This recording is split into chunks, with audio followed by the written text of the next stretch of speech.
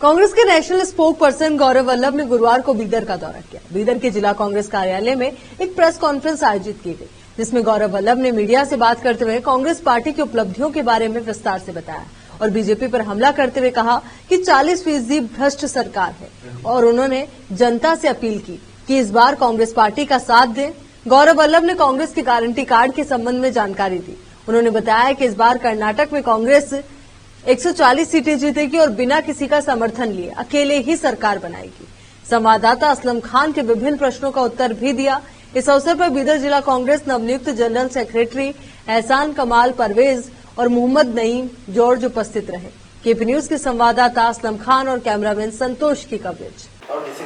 मैं आपको on record बोल रहा हूं, 5 सीटों में तो मुझे रिजल्ट देखना ही नहीं है, हम जीत चुके हैं और एक सीट में हम 1-to-1 कंटेस्ट में चल रहे हैं।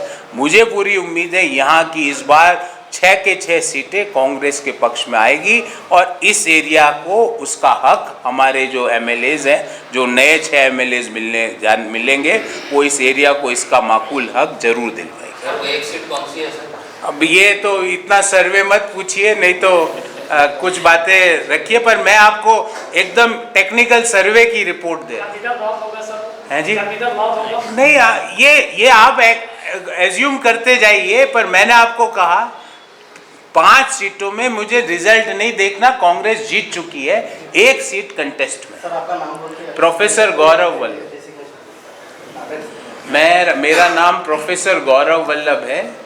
मैं ऑल इंडिया कांग्रेस कमेटी का नेशनल स्पोक्सपर्सन हूं और वर्तमान में कर्नाटक राज्य का मीडिया इंचार्ज हूं एआईसीसी की तरफ से। मोदी जी हमेशा के लगातार दौरे हो रहे हैं कर्नाटका में, क्या इससे आपको लगता है यही तो फ्रस्ट्रेशन है कि आपके पास यहाँ पे कौन है? नेता विहीन कर्नाटक भाजपा है, नीति विहीन कर्नाटक भाजपा है, नियत विहीन कर्नाटक भाजपा है। अभी मैं बेंगलोर में देखा, मुख्यमंत्री का एक पोस्टर लगा हुआ था, भाजपा ने लगाया, एक बच्चा ने नीचे लिख दिया 40% कमीशन। ये उनका एक नाम हो गया है मुख्यमंत्री का। आपने कहीं यहाँ पे चुनाव हो रहे हैं, मुख्यमंत्री के पोस्टर देखे कहीं? पोस्टर किसका लगा रहे हैं? मोदी जी, अमित शाह साहब। मुझे नहीं पता, बीदर से अमित शाह साहब लड़ रहे हैं क्या चुनाव? बीदर नॉर्थ से वो लड़ रहे हैं और बीदर साउथ से मोदी जी लड़ रहे होंगे। अगर वो लड़ रहे हैं तो बात करो। जो यहाँ पर आपके पास नेता नहीं है, आपके पास चेहरा नहीं है, कोई चेहरा नहीं है, आप नेता विहीन, नीति विहीन और नियत विहीन चुनाव लड़ रहे हो। 40% कमीशन खोर, 40 से 1 सीट ज्यादा नहीं आ पाएंगे। आप बताइए सर, बीदर साउथ के इलाके में एक 5 किलो आटे का बैग की कीमत भी सुनी होगी, पर कर्नाटक में मुख्यमंत्री की कीमत 2,500 करोड़ रुपया है। ये मैं नहीं कह रहा, ये सब मैंने नहीं कहा, ये उन्हीं के पार्टी के लोग बोल रहे हैं, जिनको बढ़ा चढ़ा के आज वो बात कर रहे हैं कि कर्नाटक में मुख्यमंत्री पद चाहिए तो 2,500 करोड़ रुपया दे दो। और उस आदमी को टिकट भी दे दिया भारतीय जनता पार्टी ने। जिस यतनाल ने ये बोला कि मुख्यमंत्री 2,500 करोड़ में बनता है, वो भाजपा का उम्मीदवार भी बन गया। मेरे को समझ में नहीं आ रहा कि ये भारतीय जनता पार्टी है या ये भ्रष्टाचार को बढ़ाने वाली पार्टी है या ये कमीशन को बढ़ाने वाली पार्टी है। ऐसी कोई चीज सोच ही नहीं सकते। बिटकॉइन से लेकर टेंडर तक, अंडे चोरी से लेकर कोऑपरेटिव बैंक तक, राघवेंद्र बैंक से लेकर विजेंद्र स्कैम तक, पुलिस सब इंस्पेक्टर से लेकर असिस्टेंट इंजीनियर तक, जूनियर इंजीनियर से लेकर असिस्टेंट प्रोफेसर तक, हर चीज का रेट कार्ड तय कर दिया। ये अंडा चोर लोग हैं, गरीब बच्चों के अंडे तक खा गए। कोविड के मेडिकल इक्विपमेंट्स में इन्होंने भ्रष्टाचार किया। ब्रह्मांड में ऐसी कोई चीज नहीं है जहां भ्रष्टाचार नहीं किया।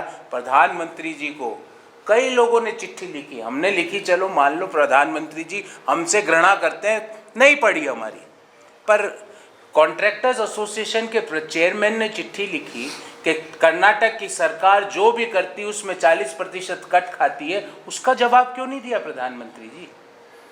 आपको प्राइवेट स्कूल एसोसिएशन ओनर्स ने लिखा कि कर्नाटक की सरकार 40% कमीशन खाती है, उसका जवाब क्यों नहीं दिया? मठों के स्वामी जी ने लिखा कि आप कर्नाटक की सरकार 30%, वहां पे उन्होंने 10% डिस्काउंट दिया, बाकी लोगों से 40% कमीशन खाते हैं, स्वामी जी से 30% ही खाया, ये डिस्काउंट दिया उन्होंने, 30% कमीशन खाया, उसका जवाब क्यों नहीं दिया प्रधानमंत्री जी? अंडे खा गए गरीब बच्चों के।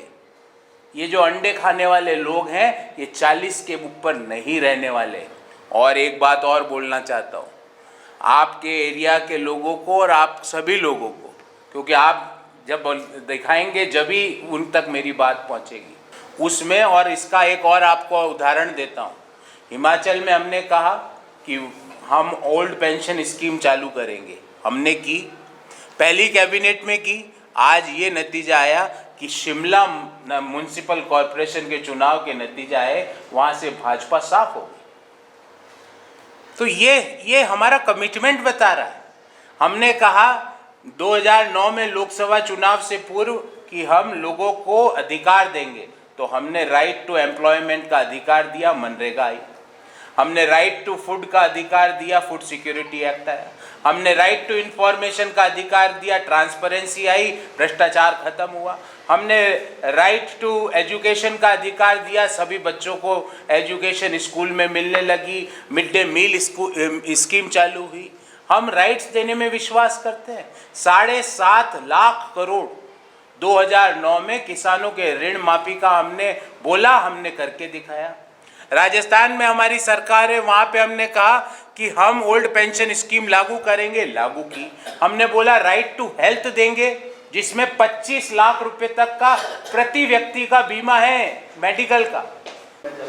ये ईश्वरप्पा वही है जो संतोष पाटिल के डाइंग डिक्लेरेशन में जिसका नाम था, वो ये वही ईश्वरप्पा है ना, जिसने हंस हंस के जो प्रधानमंत्री से बात कर रहा था। प्रधानमंत्री जी, मैं आपको, मेरी तरफ मत आइए, हमारे लोगों पे विश्वास नहीं मत करिए। आप अपने काडर के घर गए, संतोष पाटिल के घर गए, कभी आपने उसके परिवार को कंडोलेंस दी? कभी आपने ये कहा कि तुम्हारे परिवार के साथ मैं खड़ा हूं?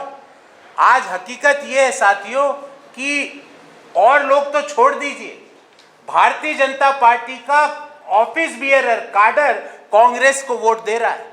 ये हकीकत है इस प्रदेश की आज की तारीख में। प्रधानमंत्री जी ने उसको ना टिकट दिया, चिट्ठी लिखने पर मजबूर किया। अभी तक उनको, अगर प्रधानमंत्री जी को अपने भाजपा के कैडर के ऊपर अगर विश्वास होता तो ईश्वरप्पा नाम का व्यक्ति जेल के अंदर होना चाहिए था, क्योंकि एक व्यक्ति ने डाइंग डिक्लेरेशन में यह कहा कि मैं इतने हद तक मुझे हैरेस किया गया, उसका जिम्मेवार अगर कोई है तो ईश्वरप्पा है। तो ईश्वरप्पा जी को सीरियसली मत लीजिए। उनका 13 मई के बाद संतोष पाटिल की मृत्यु की पूरी जांच होगी, और अगर लॉ में जांच में पाया गया कि उनकी मृत्यु वास्तव में इस हैरेसमेंट के कारण हुई, तो कानून के तहत ईश्वरप्पा जी के खिलाफ